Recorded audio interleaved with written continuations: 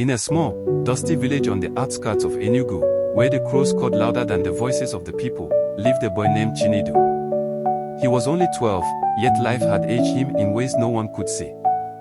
His father, Papa Okoro, was once a proud builder, the kind of man who could raise a house with his bare hands and still have strength left to toss his son in the air before sunset. But all that changed in a single day.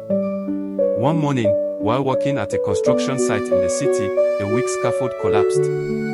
Papa Okoro fell from the third floor and never walked again. The company he worked for denied responsibility. No insurance.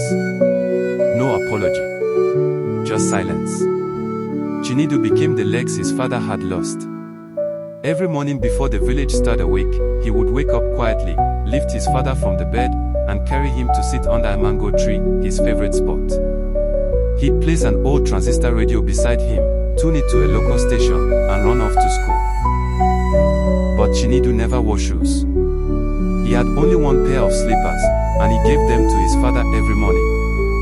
He didn't want his father to feel the shame of sitting outside barefoot, especially with the whole village passing by. And so, Chinedu went to school barefoot, walking on the hot tarred road, stones cutting into his feet, but never into his spirit.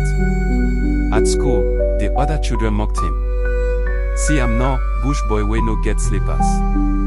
Maybe him dey waka for gutter before school. The laughter stung, but Chinedu never replied. He would just smile and bury his pain in silence. He wasn't walking without slippers because he was poor, he was walking barefoot because his love had shoes. One rainy afternoon, Chinedu's teacher, Mrs. Okeke, noticed something strange. After school, while others ran home, Chinedu walked slowly, his feet bruised, his eyes tired. She followed him, quietly, down the winding path to his home. And there she saw it. His father, sitting under the mango tree with the only pair of slippers.